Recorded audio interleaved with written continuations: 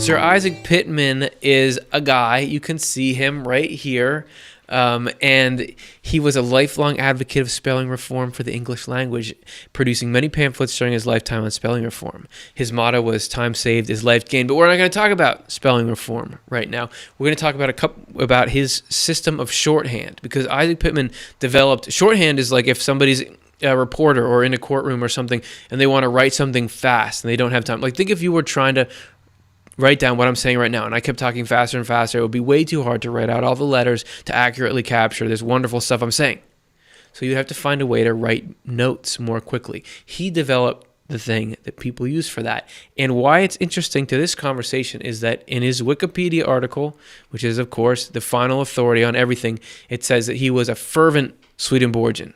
And in this article here from the Smart Set by Drexel University, entitled "The Alphabet and Nature of Nature and Angels," it talks about how his shorthand he developed may have been influenced by his heavy participation in Swedenborg's ideas and what Swedenborg says about the language of angels. So is this an example of all this abstract angelic language stuff actually coming down into a form that's helping people and being used? So this is a little clip from the article. Sir Isaac Pitman, born 1813, died 1897, didn't invent shorthand, but his system is the most widely used among English speakers today. Most of us don't get a chance to meet angels. If we did, we wouldn't know what to say. Isaac Pitman was trying to bridge this gap. Perhaps he thought he had found an answer in Swedenborg. Human speech could never directly express thoughts and feelings, because this would make human words divine. But human speech was a lot closer to thought and feeling than writing, which was just another mediation. If written language could be streamlined to directly express speech, writing could be a more immediate expression of people's thoughts and feelings. To achieve this, writing could focus more on tones than letters, like the angels. The spoken word could flow easily from one person to another. When that word was written down, the writing could express the word's richness without losing its meaning. Writing could be closer to wisdom and love. So that's just a little excerpt of a much longer, very cool article. I recommend you go and check it out. But that shorthand, and we have a picture of it here, like that in 1980s. So that is what he developed, and it was influenced most likely by Swedenborg's description of angels and how they talk. And you can see it. It's like these little curvy symbols that are, I read the whole thing, it's meant to like follow the sound of speech rather than reconstruct it afterwards out of letters. So notice the curves, and then let's take a look here at Heaven and Hell, number 260. In the inmost heavens, the writing consists of various curving and bending forms, and these curves and bends are in keeping with the form of heaven. Through them, angels express the treasures of their wisdom, including many things that they cannot say in words.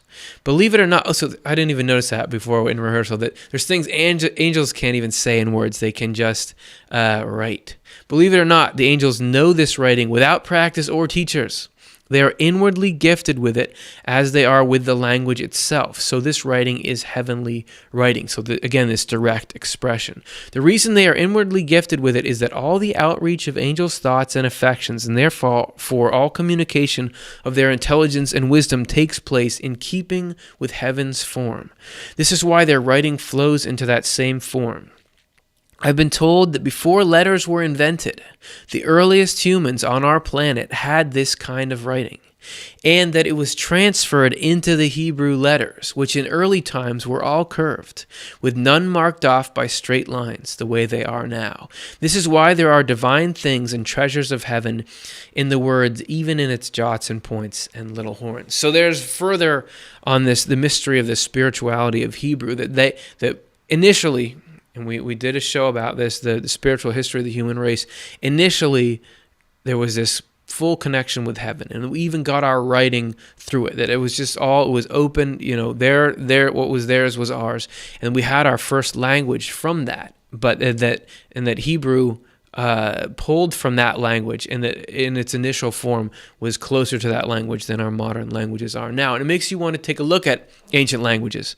Here we have a few of them, and you just, how different they are from what we have now. And is there something heavenly in those. I know Swedenborg talks a lot about Egyptian hieroglyphics on the left, and how those were correspondences themselves, that they came from that same sort of root. So just something cool, and that the study of ancient languages and archaeology can be the study of the spirituality of the early human race, and maybe there's something we can learn from it,